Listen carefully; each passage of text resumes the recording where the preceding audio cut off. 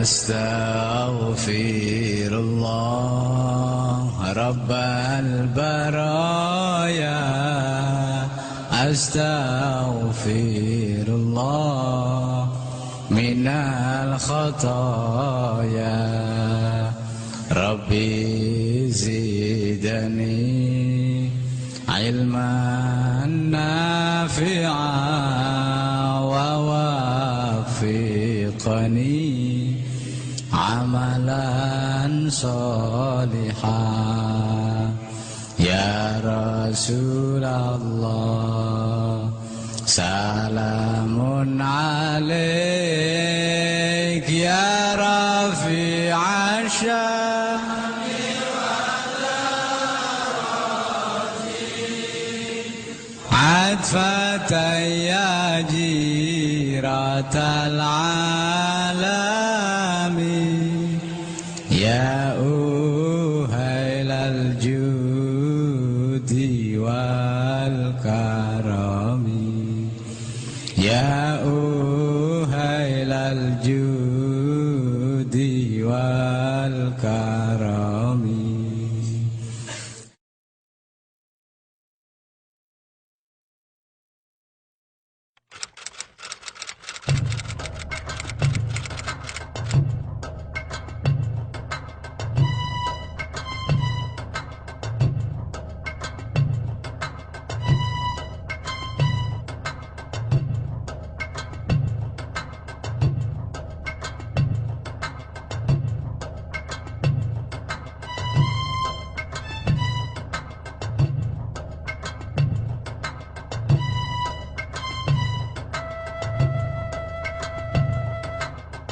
Komite Hijaz itu dibentuk ketika Saudi Arabia, Raja Saud itu mengundang semua orang Islam di seluruh dunia akan mengadakan muktamar di Mekah.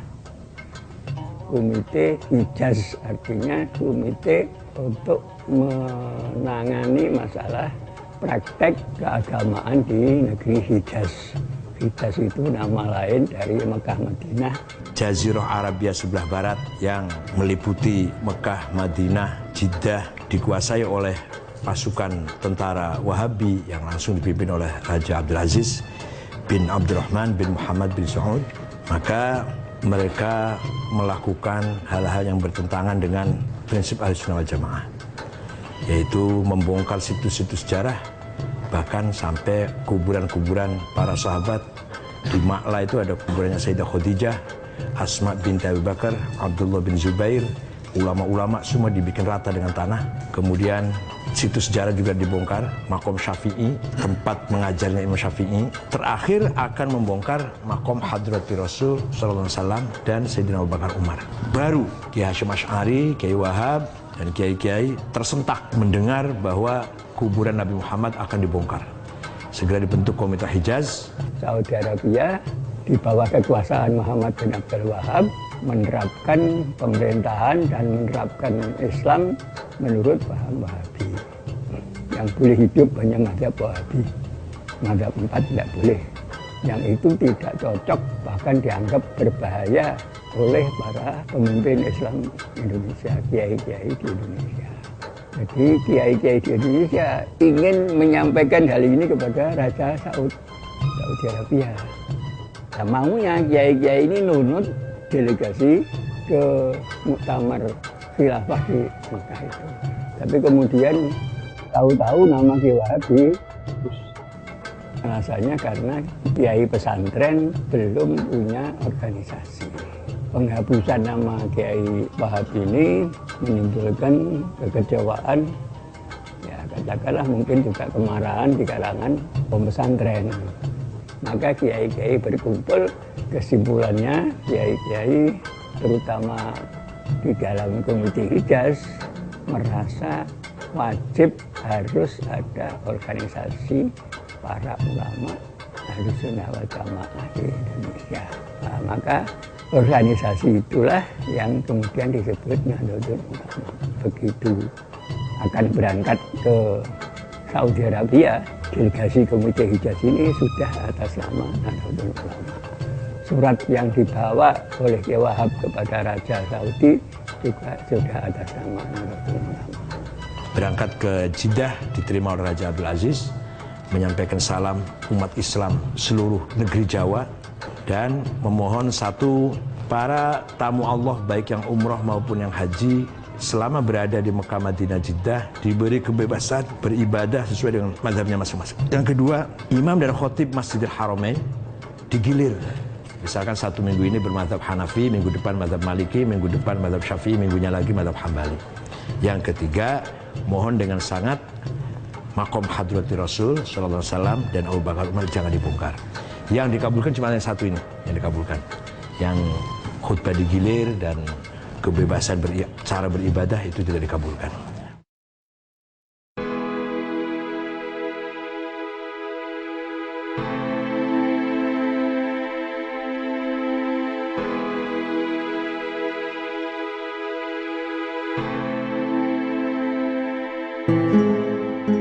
Kalau NU sebagai organisasi memang mulainya tahun 26 ya. Tapi NU sebagai komunitas saya pikir mulai jauh sebelum itu. Jadi penganjur Islam Ahlussunnah wal Jamaah yang mendirikan pesantren-pesantren adalah mereka yang pertama kali mencerdaskan rakyat yang tinggal di Nusantara. Bahkan sesungguhnya kalau secara ilmu organisasi sudah lama umat pesantren ini siap membuat Nahdlatul Ulama. Nahdlatul Wathon itu salah satu organisasi yang dibentuk oleh Kiai Wahab dan teman-temannya sebelum NU lahir. Sebenarnya Kiai Wahab sebagai inspirator ingin mendirikan organisasi santri lah. Tahun 14 matur atau menyampaikan inspirasinya kepada Kiai Hashim belum diizinkan. Maka sebagai cikal bakalnya berilah taswir afkar, mencari format berpikir yang pas untuk umat Islam Indonesia. Dan yang kedua, Nahdlatul Tujar, kebangkitan para pedagang santri. Kiai-kiai terutama Kiai Wahab itu mempersiapkan umat ini dalam hal ini menumbuhkan budaya organisasi. Karena itu tadi trauma, dihina, dilecehkan orang karena tidak punya organisasi. Lalu para pendiri NU itu berpikir, ini kalau ditanzim, ditata dalam suatu organisasi, alangkah lebih sangkil dan mangkusnya khidmah ini. Nah, Sayyidina Ali ngendika, yang batil saja bisa mengalahkan yang hak kalau yang batil ditata dengan rapi dan yang batal tidak. Maka lalu jamaah yang sama di mana-mana ini diwadahi jamiah yang namanya Nahdlatul Ulama. Tahun 26 itu Kiai Hasyim Asy'ari bersedia menjadi Rais NU dan oleh Kiai Wahab diberi jabatan Rais Akbar. NU lahir tahun 26 itu adalah menstrukturkan yang kultural. Karena itu ada semacam gap antara wadah dan isinya. Wadahnya modern, isinya tradisional.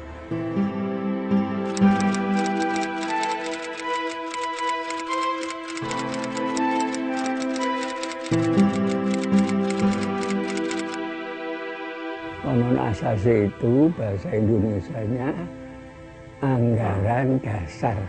Konon itu anggaran, undang-undang, asasi itu dasar. Kemudian biasanya anggaran dasar itu didahului oleh muqaddimah atau pendahuluan. Muqaddimah konon asasi itu pertama kali diucapkan oleh Khaldatus Syekh Hasyim Asy'ari ketika akan membuat anggaran dasar. Dan pidato itulah yang kemudian menjadi mukadimah Qonun Asasi. Jadi Qonun Asasi sebenarnya adalah patokan strategis untuk NU di mana melandingkan agama ke Indonesia. Kenapa NU harus punya anggaran dasar, punya Qonun Asasi? Karena kalau tidak punya Qonun Asasi, NU tidak akan punya hak badan hukum reh mersun. Ketika datang pengesahan dari pemerintah Belanda, Qonun Asasi itu juga dipidatokan lagi mukadimah itu oleh Mas Ari. Yang saya tangkap dari mukadimah Qonun Asasi itu pertama iman dan takwa, kedua persatuan di kalangan kaum muslimin, juga itu masalah kehidupan bermadhab. Oleh karena itu apapun yang terjadi, apa yang tercantum dalam mukadimah Qonun Asasi tidak bisa berubah. Muktamar kapan saja tidak bisa merubah mukadimah Qonun Asasi.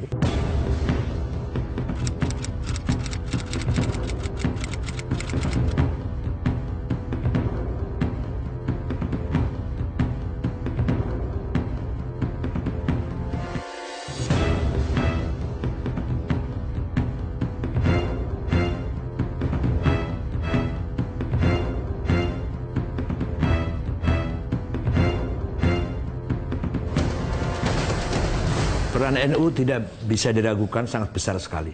Para ulama, para kiai bersama masyarakat yang taat kepada kiai sangat-sangat anti dengan penjajah. Beberapa kiai banyak sekali yang menjadi pahlawan yang tidak dikenal, yang berkorban dengan jiwanya melawan penjajah Belanda itu. NU yang dipimpin oleh Hadratus Syekh dan kiai-kiai sepuh pada waktu itu menanamkan kepada orang NU seperti halnya kiai-kiai pesantren menanamkan kepada santri-santrinya bahwa kita itu orang Indonesia yang beragama Islam, bukan sekedar orang Islam yang kebetulan di Indonesia.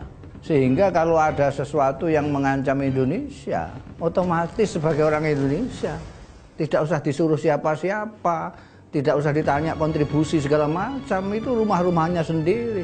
Kiai-kiai yang kemudian membentuk NU ini sejak sebelum terbentuknya NU sudah punya budaya melawan penjajahan, itu sudah ada. Ini saya rasakan sendiri sebagai orang yang pada saat-saat pergerakan itu. Saya waktu itu sedang mondok di Tebu Ireng. Bagaimana suasana santri Tebu Ireng menghadapi perlawanan terhadap penjajahan. Ini salah satu bukti bagaimana para kiai itu memusuhi penjajahan, melawan penjajahan dengan caranya sendiri. Dan sebelum ada Budi Utomo, sebelum ada macam-macam.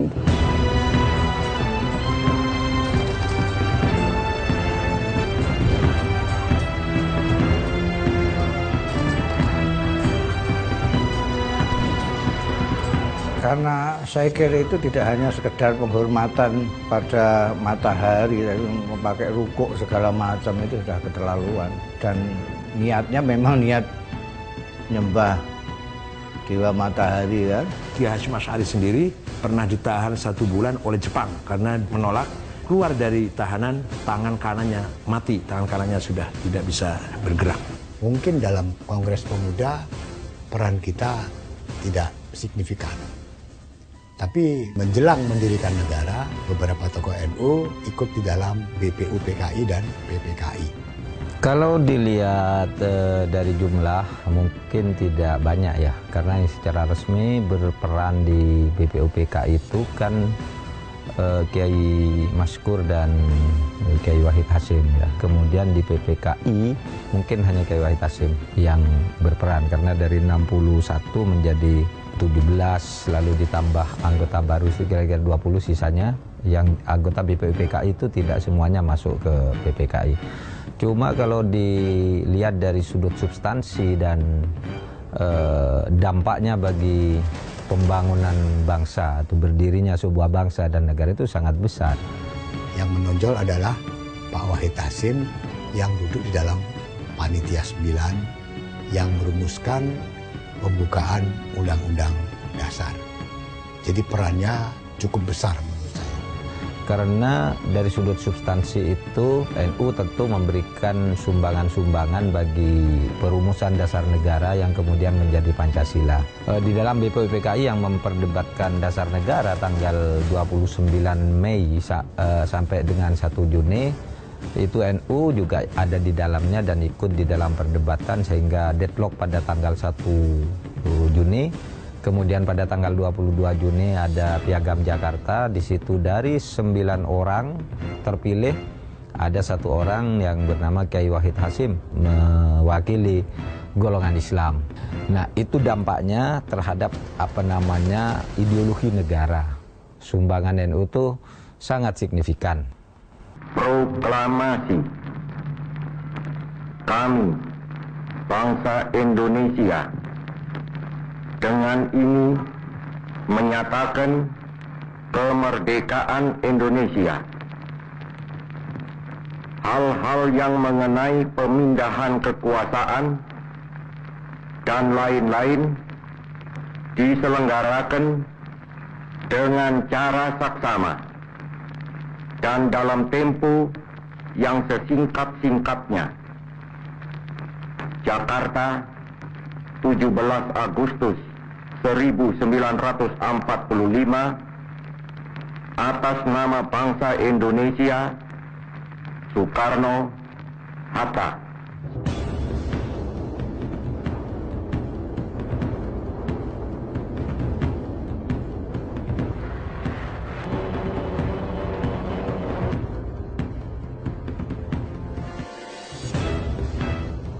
Tanggal 10 November 1945, ketika Nika datang menyerang Surabaya dipimpin oleh Jenderal Malabi, maka Bung Karno, Pak Hatta, Jenderal Sudirman mengirim utusan bertamu kepada Kiai Hasyim Asy'ari di Tebuireng, Jombang. Bung Karno menanyakan hukumnya membela tanah air, bukan bela Islam, membela tanah air. Kiai Hasyim Asy'ari mengumpulkan para ulama, jaringan-jaringan ulama di kontak semua, kumpul di Tebuireng tanggal 20 sampai 22 Oktober tahun 45. 2 hari 2 malam diskusi yang melahirkan resolusi jihad Hasyim Asy'ari. Singkatnya, mempertahankan hak tanah air melawan penjajah, hukumnya fardhu ain, wajib, seperti wajibnya sholat, seperti hukum wajibnya sholat. Penduduk Surabaya dan sekitarnya radius 80 km harus melawan dengan senjata, yang di luar radius kilometer harus mendukung dengan apa saja. Bung Tomo sowan Hadratus Syekh Hasyim Asy'ari. Karena itu Hadratus Syekh mengeluarkan fatwa jihad ketika ada sekutu mau masuk ke Indonesia. Kenapa? Karena itu mau menyerang rumahnya. Di lapangan, Kiai Wahab yang sebagai komandan umum mengambil tempat di sebuah rumah di desa Siwalkerto. Di lapangan, Kiai Abbas dari Cirebon dan Kiai Maskur dari Malang, itu yang sebagai komandan lapangan. Yang mimpin di 10 November itu antara lain ada Kiai Abbas dari Buntet. Jadi yang perlaya pada saat kejadian itu yang banyak ya santri-santri. Santri-santri.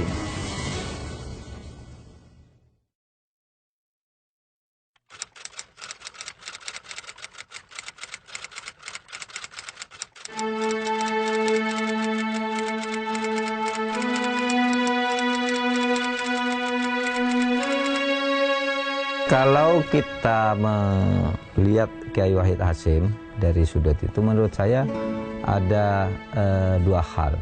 Pertama, ketika beliau memperjuangkan garis politik. Yang kedua, ketika melaksanakan keputusan politik. Nah, ketika memperjuangkan garis politik, sangat jelas sekali Kiai Wahid Hasyim ini memperjuangkan nilai-nilai Islami dalam kehidupan bernegara dengan pendirian yang kokoh. Bahkan kemudian menjadi salah satu tokoh penting ketika misalnya Kiai Wahab Hasbullah itu karena persoalan pandangan keagamaan dan kenegaraan itu menjadikan NU sebagai partai sendiri yang terpisah dari Masyumi. Dan itu diikuti oleh Kiai Wahid Hasyim sebagai perjuangan. Nah, tetapi ketika Kiai Wahid Hasyim ini kemudian menjadi pelaksana keputusan-keputusan politik dan duduk di pemerintahan, itu tampak jelas bahwa ini orang yang sangat pluralistis. Penganut paham pluralisme, paham kebangsaan yang sangat kokoh.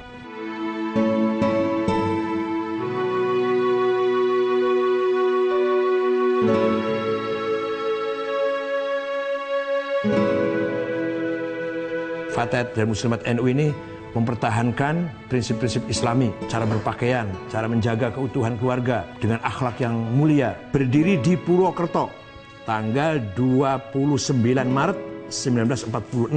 Pertama kali ketuanya yaitu namanya Ibu Mahmudah Mawardi. Fatayat didirikan pada tanggal 24 April tahun 50 di 3 kota pertama kali, Surabaya, Sidoarjo, Gresik. Pendirinya juga 3 orang, Ibu Murtasiyah dari Surabaya, Ibu Huzaimah Mansur dari Gresik, dan Ibu Aminah Mansur dari Sidoarjo.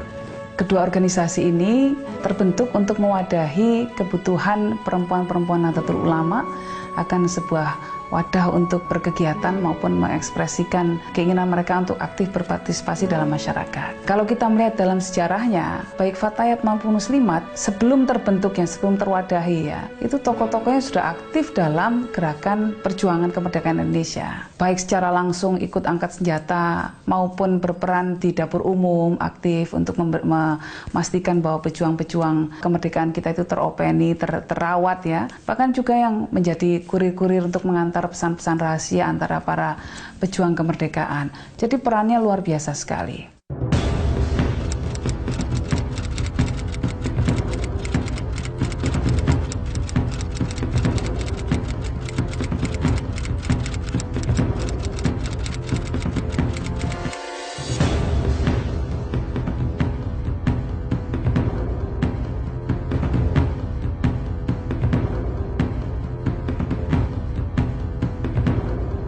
NU banyak tersinggung karena kiai-kiai NU sering tidak diajak bicara, diajak berembuk oleh tokoh-tokoh yang non-NU.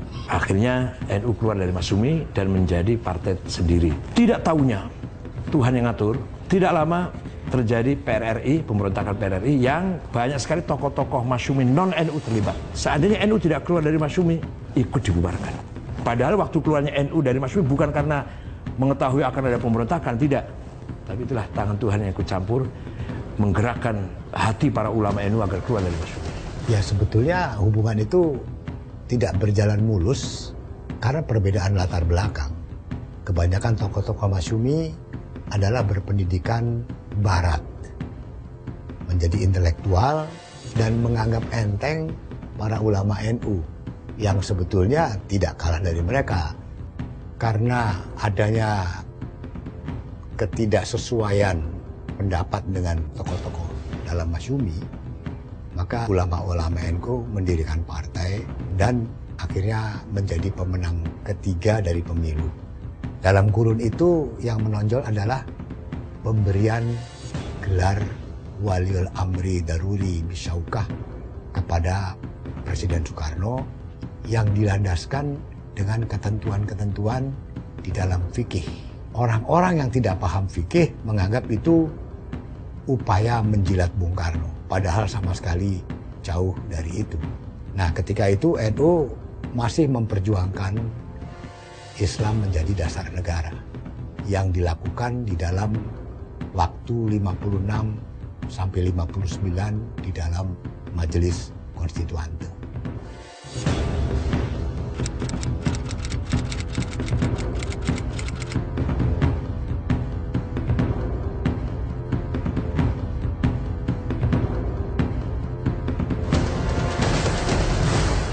Sebetulnya masalah NU dengan PKI itu sudah jauh lebih awal ya. Tahun 48 kan terjadi pemberontakan Madiun, di mana para kiai dari berbagai pesantren dibunuh oleh orang-orang PKI. Dan itu menjadi peristiwa yang membuat NU sangat waspada. Tidak hanya NU saya pikir, juga banyak kelompok lain termasuk TNI dan pihak-pihak non-Islam. Setelah demokrasi terpimpin, setelah kembali kepada Undang-Undang Dasar 45, posisi Bung Karno kan kembali menjadi kepala pemerintahan. PKI memanfaatkan Bung Karno, dan Bung Karno pun menurut saya terlalu percaya kepada PKI. Dan ini mendapatkan perlawanan dari TNI dan juga dari umat Islam serta kelompok-kelompok lain yang tidak setuju dengan PKI. Dan itu mencapai puncaknya pada tanggal 30 September ketika G30S PKI Maka terjadilah yang kita lihat. Jadi peristiwa 65 itu harus dilihat bahwa itu konteks sejarah dan konteks pemberontakan di Indonesia. Tidak boleh hanya dilihat konteks korban daripada 65 saja. Karena adanya korban itu karena adanya pemberontakan. Itu. Dan yang di NU pun yang jadi korban juga banyak. Nah, yang jadi masalah memang adalah keterlibatan sejumlah kawan dari Ansor dalam tindakan kekerasan yang memakan korban sangat banyak. Tapi kita tidak bisa menyalahkan kawan-kawan ini karena pada saat itu kondisinya adalah perang antara membunuh atau dibunuh. Dan mereka pun ditekan oleh satu kekuatan yang tidak bisa mereka lawan. Mereka harus melakukan tindakan kekerasan yang sebetulnya tidak perlu terjadi. Itu bagian dari perjalanan sejarah. Biarlah itu berlalu, bangsa ini biar bersatu. Tapi itu urusan sejarah, itu peninggalan sejarah kita nggak usah bicara itu lagi. Mari kita rekonsiliasi antara sama anak bangsa ini. Nah, kita belajar dari peristiwa itu untuk tidak kita ulangi ke masa depan.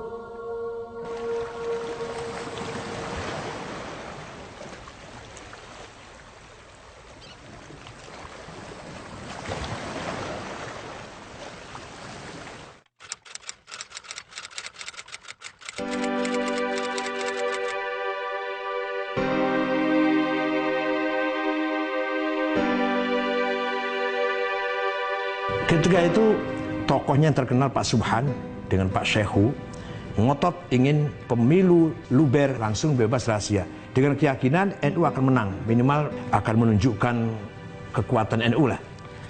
Ketika itu suasananya Pak Harto dan beberapa tokoh nasional, tokoh TNI terutama Angkatan Darat tidak berkenan kalau NU itu menjadi partai pemenang.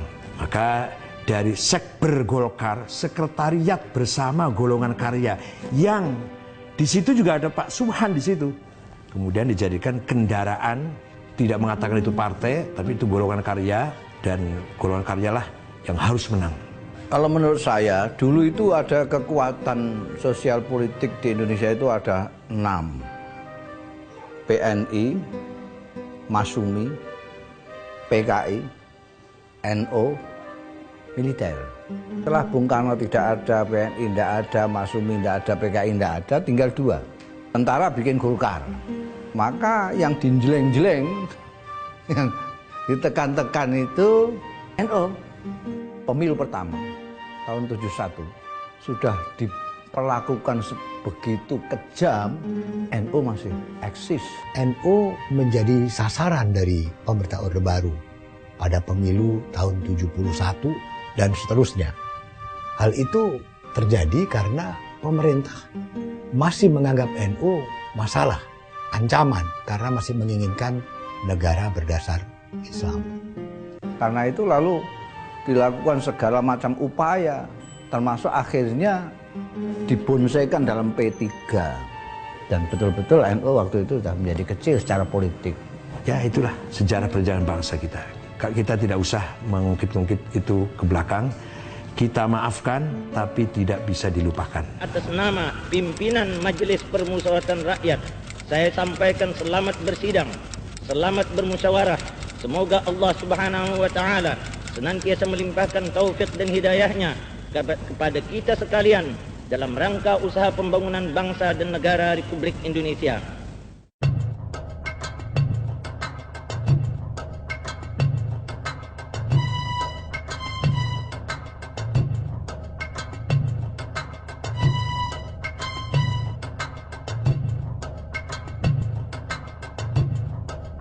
Zaman Orde Baru yang paling dilalimi oleh Orde Baru itu orang NU. Orang NU yang paling dilalimi. Agak kendor dilalimi itu sebentar saja ketika NU menerima asas Pancasila dan mengeluarkan Khitoh itu. Khitoh ini merupakan langkah besar dari NU. Maknanya adalah pertama penyatuan wawasan NU dengan kepentingan nasional. Sehingga NU bukan lagi bagian dari partai politik. Dia harus menjadi bagian dari kepentingan nasional. NU mempunyai ijtihad, sepakat bersama Munas Situbondo dalam Munas itu bahwa NU keluar dari partai politik, kembali ke khitoh NU, yaitu pertama kali NU dibangun oleh Kiai Hasyim Asy'ari bukan sebagai partai politik, sebagai organisasi keagamaan dan kemasyarakatan. Penerimaan NU terhadap Pancasila pada tahun 83 di Munas Alim Ulama yang diperkuat dengan Muktamar tahun 84, tidak ada lagi masalah itu. Dan itu, penerimaan itu adalah menurut saya awal baru dari hubungan antara Islam dan Indonesia. Gus Dur sama Kiai Ahmad Siddiq itu mempunyai diplomasi yang bagus sekali, sehingga bisa meyakinkan Pak Harto bahwa khitoh ini akan lebih baik. Dan ternyata dimanfaatkan betul sama Pak Harto. Khitoh ini untuk menghalang-halangi orang untuk berpolitik praktis saja itu. Khitoh Nahdlatul Ulama itu berarti menata kembali Nahdlatul Ulama menurut cita-cita semula. Itu pokoknya ke sana. Ya, noto masalah dakwah, masalah ibadah, masalah paham keagamaan, dan lain-lain. Juga noto bagaimana sikap kenegaraan kita, dan lain-lain, termasuk juga bagaimana sikap kita terhadap politik. Khitoh Nahdlatul Ulama ini pada prinsipnya adalah menunjukkan ini loh, garapan-garapannya pendahulu-pendahulu kita dulu yang harus dilaksanakan secara baik, secara organisatoris, secara bagus. Karena khitoh itu lahir pada zaman Indonesia sedang ribut berpolitik, ya. Banyak penafsir khitoh yang berdasar atas kepentingan. Karena pada waktu itu momen politik, sehingga khitoh sampai sekarang ini ada Rois Suriah yang mempunyai pikiran bahwa khitoh itu karena politik. Dulu ada Majelis 24 yang terdiri dari kiai-kiai, dari tokoh-tokoh muda dan lain sebagainya yang mengadakan diskusi yang intens mengenai gimana NU ini kok jadi khidmahnya kepada umat kok tidak seperti dulu-dulu. Akhirnya Majelis 24 ini membentuk tim 7. Tim 7 yang diketuai oleh Gus Dur. Di dalam khitoh itu disebutkan bahwa khidmah Nahdlatul Ulama bisa berhasil dengan baik tergantung kepada pimpinan, pengurus dan warganet NU di dalam menjalankan khitoh Nahdlatul Ulama ini. Kita ingatkan 94 Orde Baru melalui Kasat waktu itu ingin mencegah supaya Gus Dur tidak terpilih di dalam muktamar di Cipasung. Pak Harto itu tidak ingin NU dipimpin oleh orang NU, itu kan ya sudah keterlaluan. Di Cipasung itu tidak boleh orang NU milih tokohnya sendiri. Ya masukkan orang yang nggak jelas nasabnya di NU supaya mimpin. Upaya itu tidak berhasil. Di situ kita melihat bahwa kemandirian NU tetap terjaga. Karena kita juga utuh. Walaupun kita dipengaruhi orang lain, ditekan orang lain, tapi kita punya kemandirian.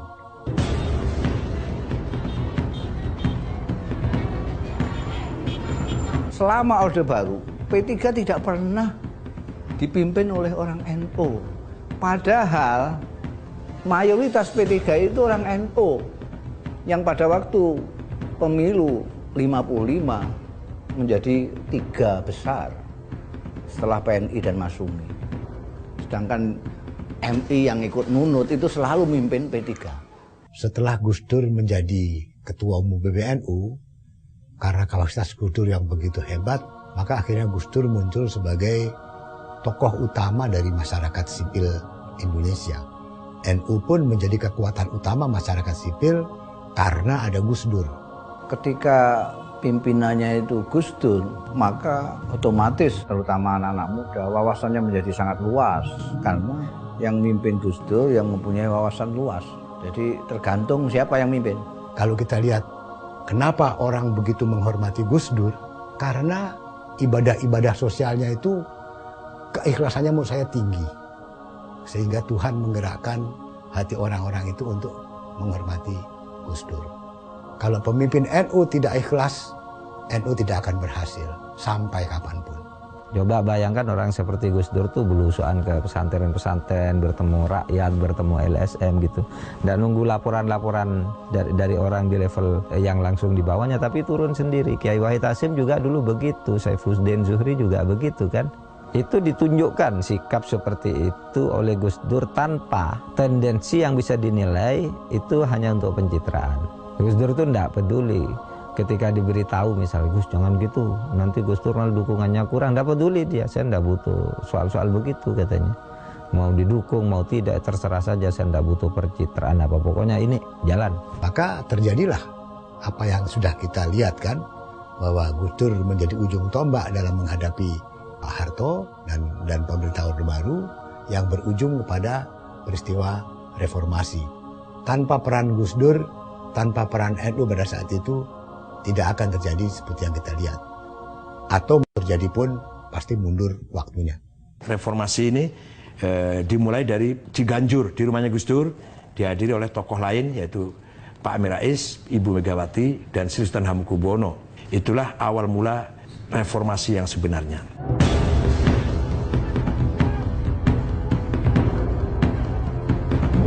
Alhamdulillah wassalatu wassalamu ala Rasulillah Sayyidina Muhammad ibn Abdullah sallallahu alaihi wasallam. Ini karena ini anti kekerasan.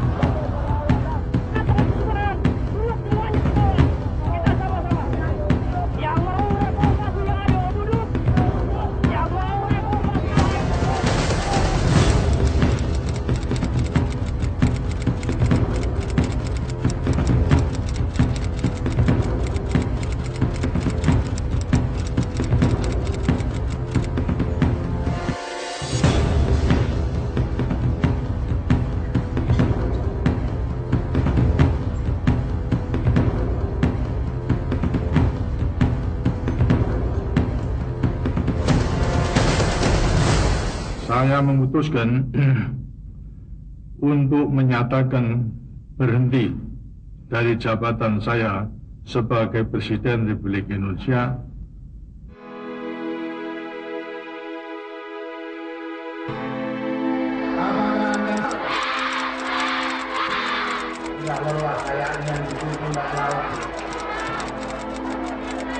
Ayo kita ulang, PKB membela yang benar.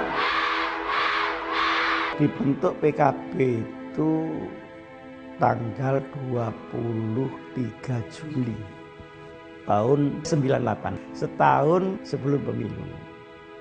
Jadi dadaan kemudian ikut pemilu. Yang mengajak saya Gus Dur. Nah, pertama kali yang saya tanyakan, loh Gus Dur kan menghitohkan NU, kok sekarang bikin partai? Apa tidak kontradiksi? Maka penjelasannya begini, yang kita hitohkan itu adalah NU sebagai jamaah dan jami'iyah. Ini harus menempati posisi hitoh yang hubungannya itu bukan NU partai tapi NU bangsa. Tetapi sistem nanti di reformasi ini akan bertumpu kepada partai politik. Nah, kalau NU tidak mempunyai partai politik, maka aspirasinya tidak akan disalurkan berikut mindset politik kebangsaannya. Nah, terus bagaimana hubungannya dengan hitoh? Kita bisa.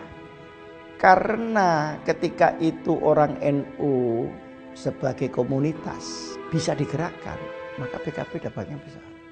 Ketika dapat besar, anak-anak kita banyak yang jadi DPR, DPRD, ada jadi menteri, ada jadi panitia ehod, Gus Dur sendiri jadi presiden. Dan begitu kan? Sebagai hasil daripada jembatan ini tadi. Bismillahirrahmanirrahim. Sebagai presiden terpilih berdasarkan ketetapan MPR RI nomor. Bagi NU secara formal prestis ya, saya kira itu sangat penting. Karena kemudian itu tadi, ternyata orang NU itu bisa menjadi presiden yang dikehendaki oleh rakyat. Itu satu, bagi NU secara formal prestisius. Tapi secara material NU tidak dapat apa-apa sebenarnya kalau mau menghitung material. Kalau bagi bangsa ini yang terpenting, Gus Dur memperkuat visi kebangsaan kita. Gus Dur menunjukkan bahwa NU itu harus menjadi jangkar pluralisme, jangkar kebinekaan kita, jangkar kebangsaan kita. Itu ditunjukkan oleh Gus Dur. Gus Dur mikirnya bukan NU, mikirnya Indonesia. Dia bersakit-sakit diterima asal untuk Indonesia. Sekarang ini persoalan kita politik sudah sangat transaksional. Pokoknya Anda ingin dapat ini harus melakukan ini. Itu beda dengan yang dilakukan Gus Dur dulu. Dulu Gus Dur ditawari, Gus Dur mau selamat asalkan melakukan ini. Tapi Gus Dur tolak. Tidak, kata Gus Dur. Demokrasi itu bukan pasar. Demokrasi itu bukan bertukar-menukar begitu. Saya sering ceritakan kan, Gus Dur ketika mau jatuh, itu sudah ditawari, Gus Dur Anda tidak akan jatuh asal mau mengganti menteri. Kan gampang, seorang presiden ingin selamat, sudahlah ganti menteri, dia memang bisa mengganti. Tapi Gus Dur bilang, tidak, demokrasi itu bukan pasar. Oleh karena demokrasi bukan pasar, kalau minta saya sebagai presiden mengganti menteri atas perintah partai politik, maka saya melanggar konstitusi, maka saya lebih baik tunduk kepada konstitusi, kata Gus Dur. Tidak apa-apa saya jatuh, dan itu yang terjadi.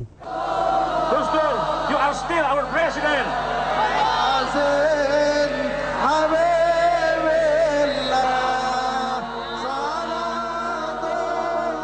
Pada waktu itu ya NU tentu mengalami pukulan secara moral ya, karena presiden Indonesia yang dibangga-banggakan oleh NU lalu jatuh dengan cara tragis seperti itu. Tetapi orang NU juga harus bangga ketika Gus Dur ternyata memberi contoh bahwa negara yang begitu besar dengan presiden yang begitu banyak dukungan dijatuhkan di dalam sebuah proses politik, tetapi tanpa korban darah sedikit pun. Anda tahu jatuhnya Pak Harto misalnya, itu makan korban Semanggi, makan orang-orang diculik yang hilang 14 orang sampai sekarang tidak ketemu. Bung Karno jatuh juga itu lebih parah lagi, mengorbankan darah manusia begitu banyak, konflik PKI dengan rakyat, dengan angkatan darat itu kan, lalu ratusan ribu orang meninggal menjadi korban sampai kemudian menjatuhkan Bung Karno. Zaman Gus Dur coba Anda lihat, tidak ada satupun orang meninggal ketika Gus Dur jatuh. Karena apa? Karena Gus Dur sendiri sudah menyatakan tidak masuk akal kalau hanya mempertahankan kekuasaan itu harus mengorbankan nyawa seseorang. Sehingga Gus Dur pada waktu itu bahkan sebelum jatuh sudah mengutus saya ke berbagai tempat di Jawa Timur dan Jawa Tengah yang punya kantong-kantong pendukung fanatik. Saya datangi kiai di sana, saya datangi tokoh-tokoh di sana untuk memberi pesan Gus Dur, tidak usah merencanakan membela Gus Dur ke Jakarta. Pada waktu itu kan sudah siap pasukan berani mati kan, dari Jawa Timur, dari Jawa Tengah udah datang ke Jakarta. Nah kalau Gus Dur mau, ya dibiarin aja gitu kan, pasti terjadi pertumpahan darah. Mungkin orang berhasil saja menjatuhkan Gus Dur, tapi dengan cara yang berat kalau Gus Dur mau melawan pada waktu itu.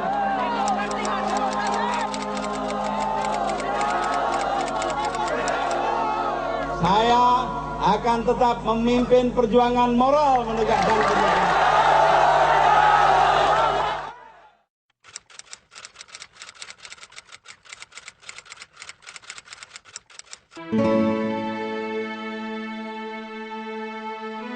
ICIS itu singkatan dari International Conference of Islamic Scholar. Kalau di bahasa Arabkan itu Al-Mu'tamarud Duwali lil Ulama wal Mustaqofin al-Muslimin. Saya bentuk tahun 2003. Ketika itu masih panas-panasnya serangan-serangan barat terhadap Islam, sehubungan dengan perang terhadap terorisme yang dimulai semenjak 9/11, jadi tanggal 11 September, yang menjadi misinya dua. Pertama, Islam yang rahmatan lil alamin. Maksudnya untuk mengembalikan citra Islam tidak seburuk yang orang barat menyangka. Satu, dikembalikan kepada Islam yang sesungguhnya. Yang kedua, kita membawakan Pancasila sebagai cara orang Islam dan lintas agama di Indonesia untuk bernegara, tidak merugikan agama sekalipun bukan negara agama. ICIS sama sekali tidak mengadopsi pikiran dunia manapun kecuali moderasi model Nahdlatul Ulama. Dan ternyata oleh dunia itu diterima. Mengapa konflik itu terjadi? Nah, ternyata konflik itu terjadi berbagai macam sebab. Tidak hanya sebab agama, tapi yang penting adalah sebabnya karena menyalahgunakan agama, dia tidak mengerti agama, atau faktor-faktor non-agama yang diagamakan.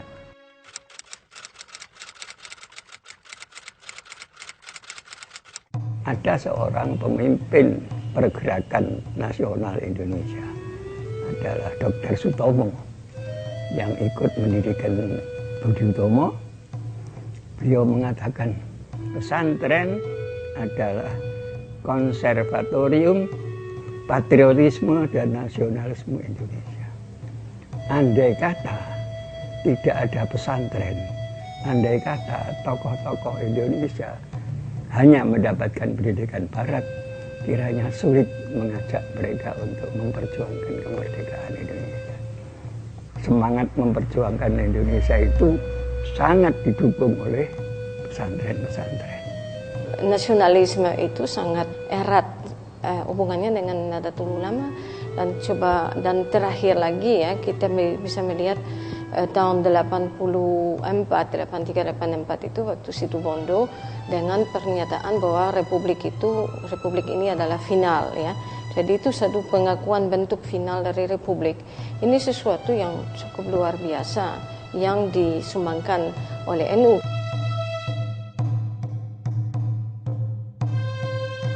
Orang NU itu orang Indonesia yang beragama Islam. Bukan orang Islam yang kebetulan di Indonesia. Orang NU itu bukan turis, tapi dia tuan rumah. Sehingga dia tahu di Indonesia ini isinya apa saja. Isinya Bhinneka Tunggal Ika. Isinya macam-macam, beragam orang. Islam yang majemuk ini diberi warna-warna Islam yang penuh kesejukan, penuh persaudaraan, sehingga konsep kebangsaan kita itu lalu mudah difahami dari pandangan NU, kemudian juga dikristalisasikan di dalam ideologi negara dan konstitusi yang penegakannya juga kemudian bisa dipaksakan oleh negara sebagai satu faham kenegaraan gitu. Kalau dalam konteks agama dengan negara, tadi sudah kita menerima Pancasila, dan NU juga menjadi pelopor dari masuknya sejumlah aspirasi umat Islam. Dan sekali lagi kita tidak bisa menafikan peran Gus Dur untuk meletakkan dasar-dasar adanya demokrasi di Indonesia yang berujung kepada reformasi. Gus Dur itu punya andil besar sekali dalam keterbukaan pemikiran orang-orang NU muda. Dia memberi satu kepercayaan diri dan juga perlindungan kepada pembaruan di dalam NU. Ya, Gus Dur itu selalu memikirkan bahwa yang bisa mengkontribusi sesuatu justru itu adalah orang-orang keluaran pesantren.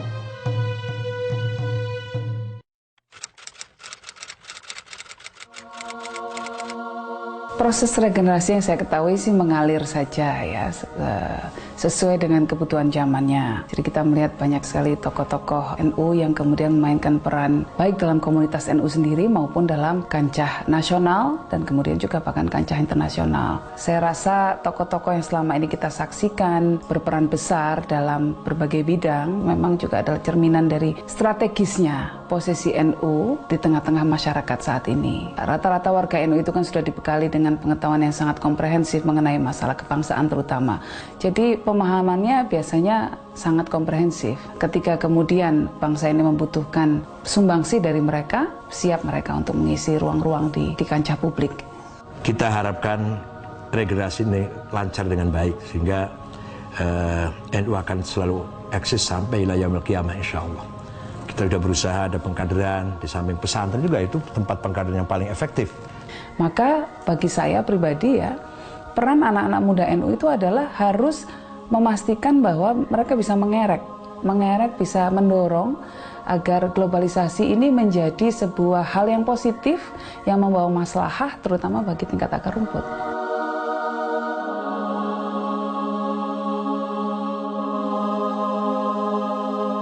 Ya sebenarnya nilai yang dibawa oleh NU banyak ya. Tapi kalau ditanyakan secara singkat saya kira ya bahwa yang terpenting mungkin adalah kemampuan untuk adaptasi pada konteks lokal, kepada kebudayaan lokal ya. Warga NU selain harus berbangga juga harus menjaga warisan ini sebagai warisan para tokoh-tokoh NU juga. Ya, sehingga Indonesia akan tetap menjadi satu bangsa yang kuat dalam ikatan kebinekaan, dalam ikatan pluralisme yang sekarang ini menjadi sangat relevan untuk selalu dikampanyekan lagi.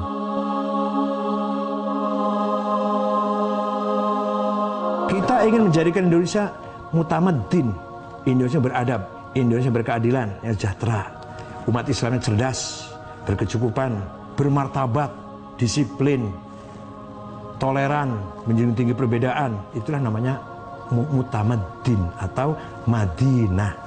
Jadi kedepannya menurut saya peran kesejarahan NU adalah menjadi kekuatan utama masyarakat sipil untuk memperjuangkan demokrasi ekonomi. Kalau dalam era Gus Dur dulu NU melawan pemerintah karena pemerintahnya memang harus dilawan, maka kedepannya NU harus menjadi mitra pemerintah dalam mewujudkan demokrasi ekonomi. Astaghfirullah Rabbal baraya, Astaghfirullah minal khataya, Rabbi zidani ilman nafi'a wa wafiqani amalan sholihan. Kita telah kehilangan salah seorang putra terbaik bangsa, seorang guru dan bapak bangsa, dan seorang negarawan terhormat.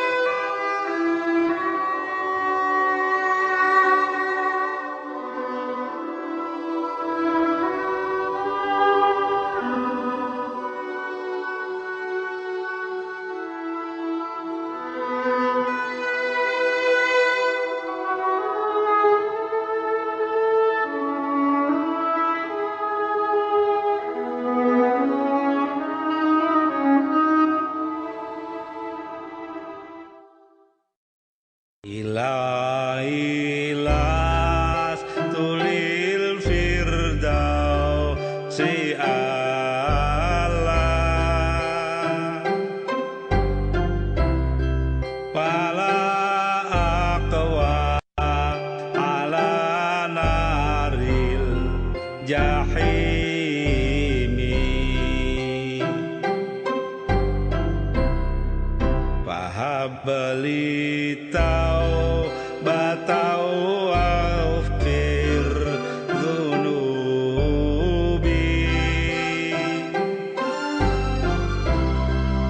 wa innaka ghafiru